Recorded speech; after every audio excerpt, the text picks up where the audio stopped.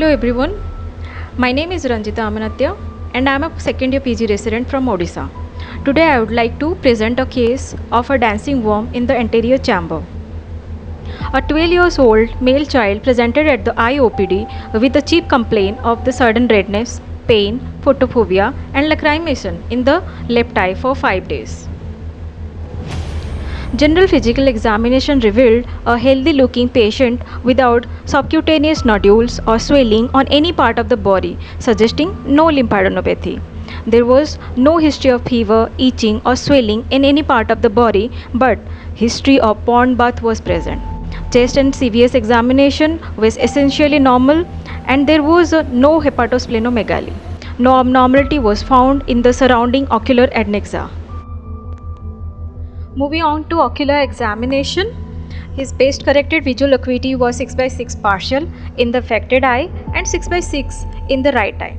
Intraocular pressure was taken by the non-contact tonometer, which was 16 mm mercury in the normal eye and 18 mm mercury in the affected eye. The slit lamp examination of the left eye revealed conjunctival hyperemia, clear cornea, a moving white object in the anterior chamber. The iris was normal and the lens was clear. The right eye was within normal limit. So a diagnosis of a live anterior chamber worm was considered.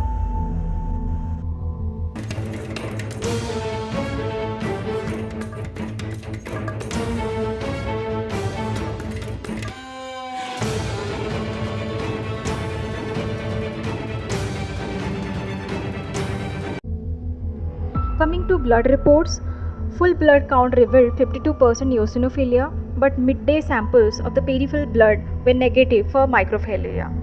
Then, stool microscopy didn't show any ova or parasites.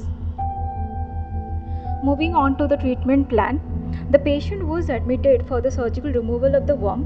While the patient was under general anesthesia, the eye was first stabilized. An operating microscope was used and a limbal stab incision of size 2.8 mm was given. Then a tunnel was created using a Kaizen knife. Xylocaine restricted the movement of the dancing worm, and then fully intact immobile live adult worm was removed from the anterior chamber. The procedure ended with an anterior chamber washout followed by a subconjunctival injection of a combination of steroids and antibiotics. The worm was then sent to microbiology department for its identification.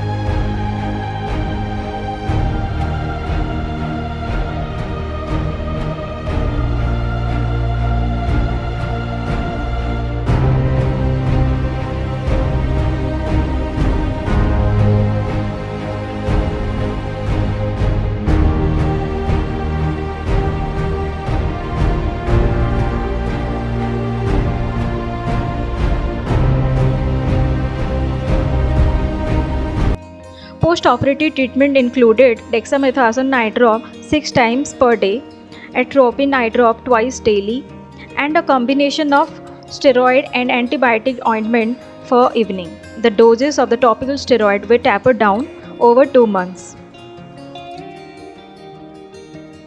Microscopic examination revealed that the worm was white, cylindrical, curved, about 0.8 to 0.9 cm in length and around 0.4 mm in breadth. The worm had blunt anterior and the posterior end of the body. There was a vulval opening near the mouth and the uterine structures couldn't be seen. The worm was then identified to be adult female Loa. So that brings me to the end of my presentation. Loa is also known as African eye worm. It is a nematode which causes loesis through bite of the Chrysops flies. The infective microfilaria of the Loa loa burrows into the human skin when the Chrysops vector takes blood meal. Children usually do not complain, and this is the cause for the gap between the onset and the diagnosis.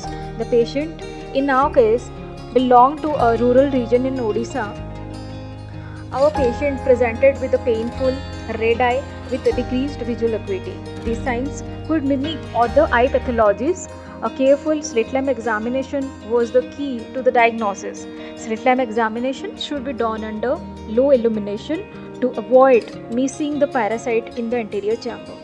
A decrease in the visual acuity observed in this case was more linked to the central position of the worm at the presentation, that is, in the visual axis.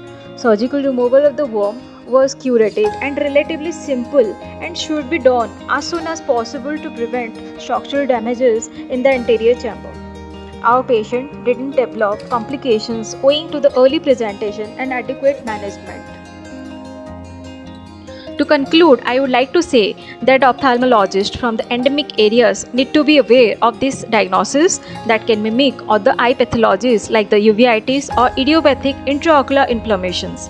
Careful examination, prompt diagnosis, and early surgical removal of the worm from the anterior chamber can reduce the ocular morbidity. Systemic therapy may be required to cure the infection. The examination of the worm is better to be made by an experienced parasitologist, and treatment is better to be made by an experienced ophthalmologist in conjunction with an infectiologist. Personal protection should be done by using the skin repellents and wearing the long sleeves and covered clothing to minimize the chance of a bite from Chrysops fly. Thank you very much for your attention.